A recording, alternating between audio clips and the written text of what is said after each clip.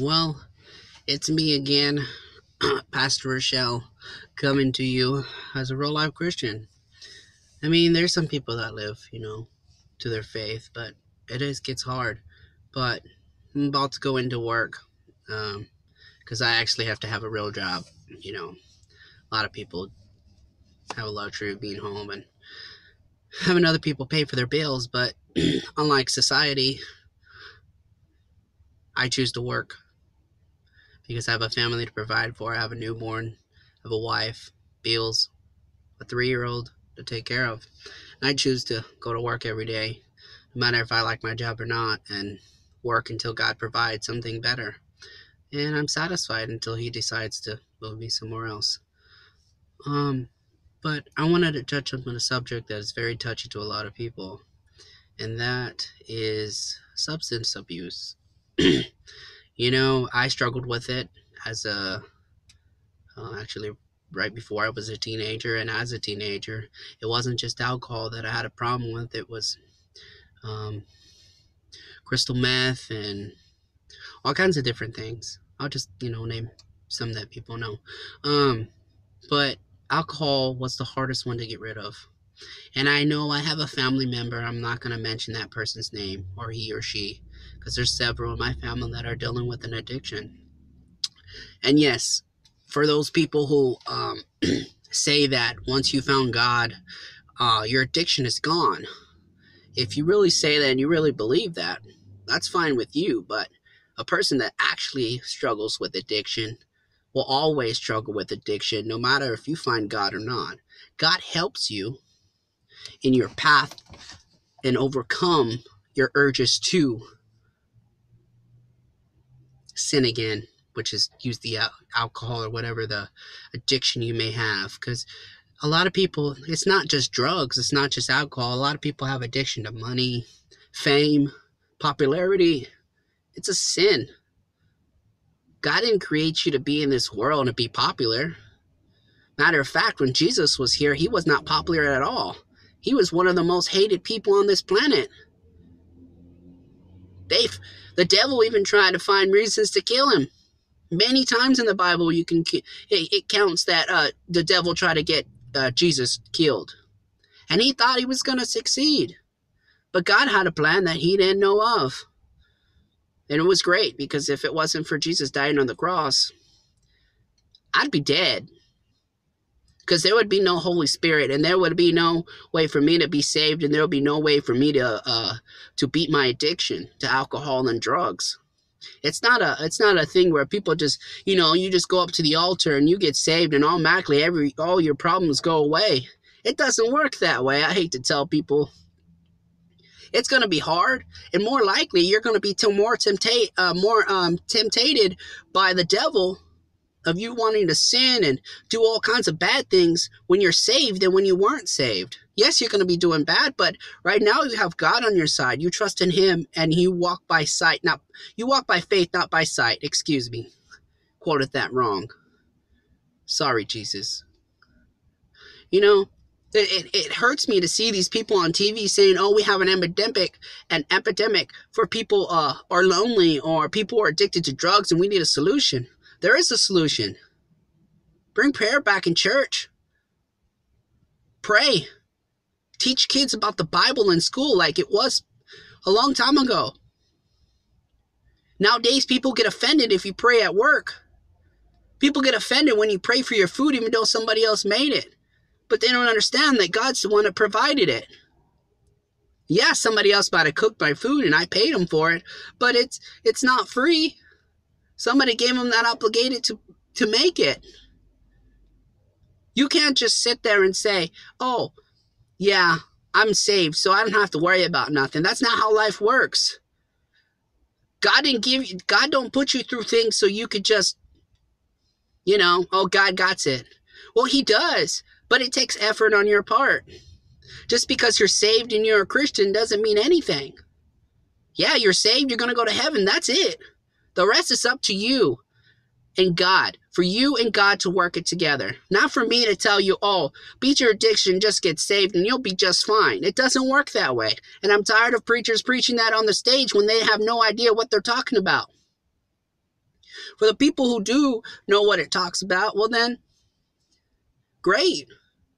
I've known a lot of pastors that have been through a lot, not just with addiction and drugs and violence and stuff. I've seen it, and I'm glad they're healed.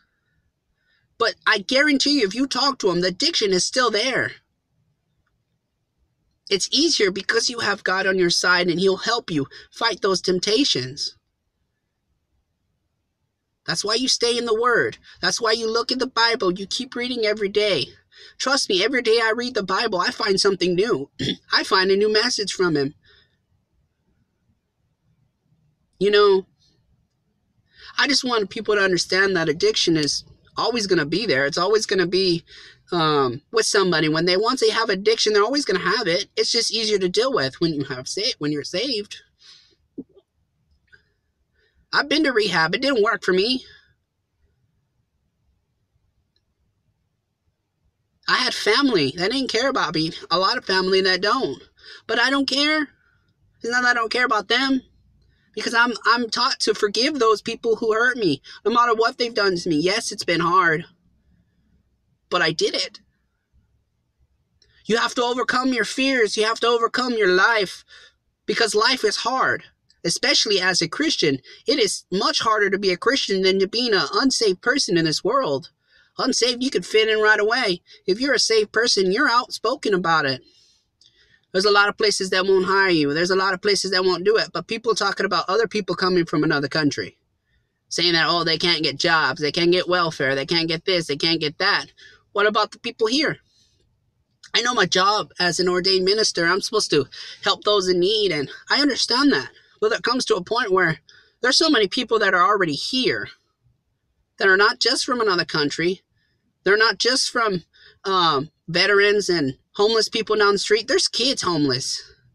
And people are worried about people coming over here. I think the main focus right now should be on a politician who wants to help those homeless that are here already. Yes, it's bad. They need border security and all that stuff. But I'm not a politician, so I don't really care. The people need to be helped. No matter who you are, no matter where you come from. If you need help, they should seek it. They should get it. I'm not saying, if you're a criminal, you should not be helped. Because literally, as a Christian ordained minister, I have to help people no matter what they've done or who they've hurt. That's my job. So I don't care what you've done or what you have or what you believe in or what.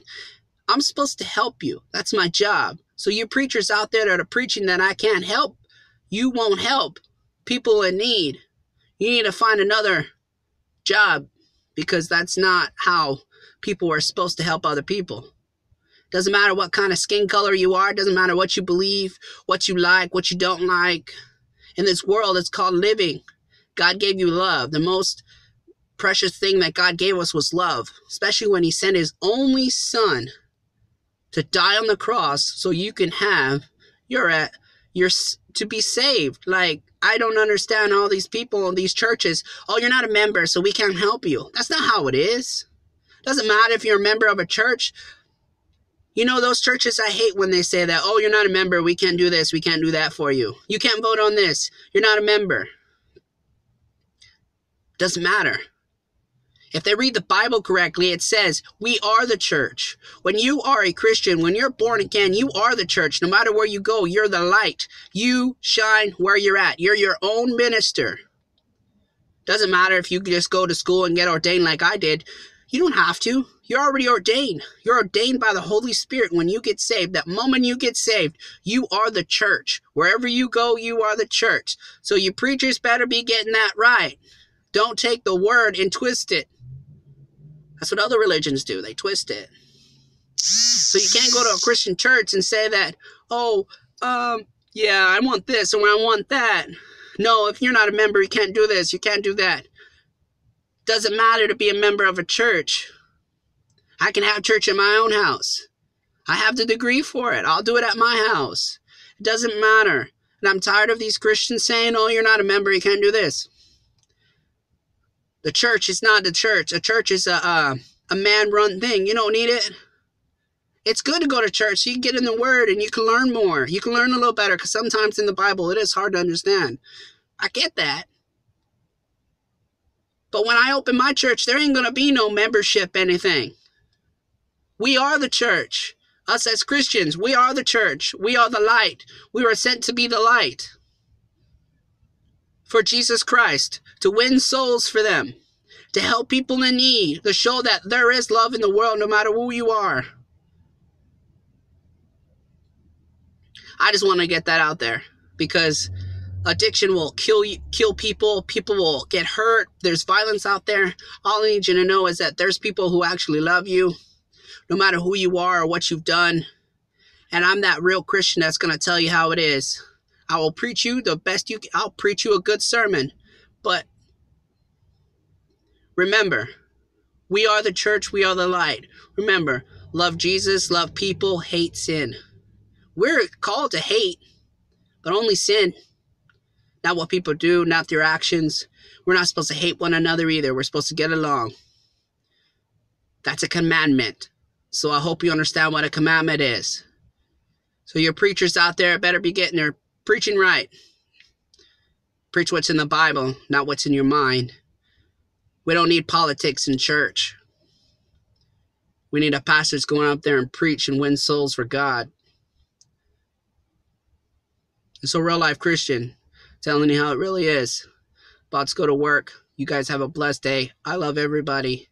Stay safe. If I don't come back on here, happy 2019. Love everybody.